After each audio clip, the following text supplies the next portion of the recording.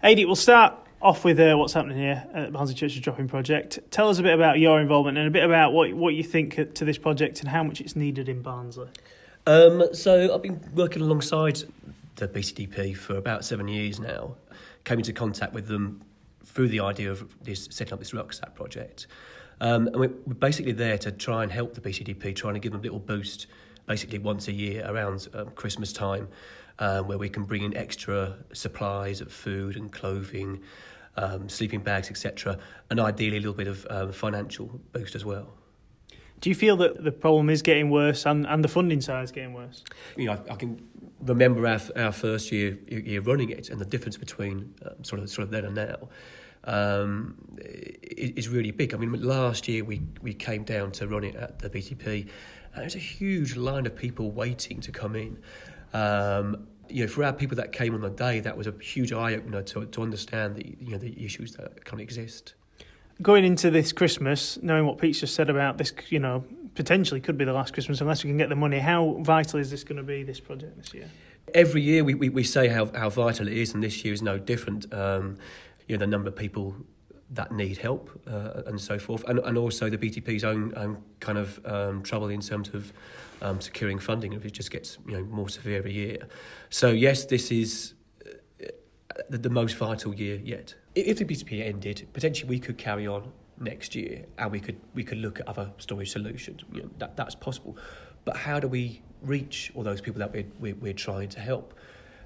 This place is central to that. They know to come here. We could go out the streets and we'll meet a certain number of people. How do we reach those that are sofa surfing? How do we reach those that are elderly and isolated and so forth?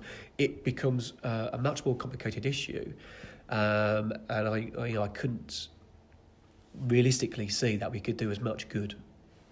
Do you feel it'll cut off the lifeline to some of those people? Is that a fair point? Absolutely. And I think if people really sort of sit down and think about it, those sort of very worst circumstances, it's pretty scary about what those outcomes could be.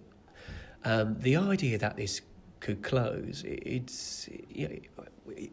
shouldn't even be contemplated. It's a crazy idea that a place like this is at risk.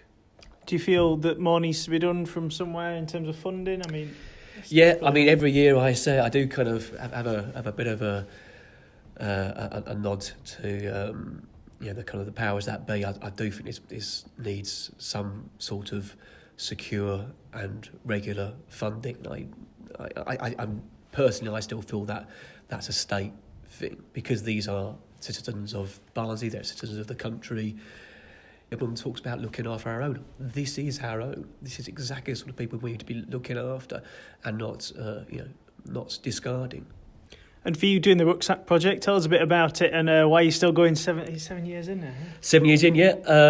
So it came about from a guy who was doing it in Bristol, and I kind of saw it and thought we could do the same in Barnsley.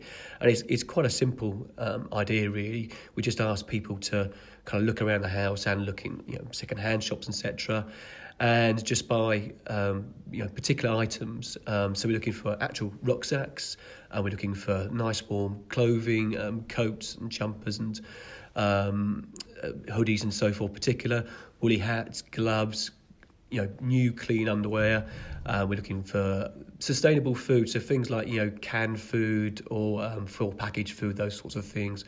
Thermos flasks, sleeping bags and spoons as well. So and they're living on the streets, they've got a bit of a kit there where they can kind of help themselves a bit of food as well.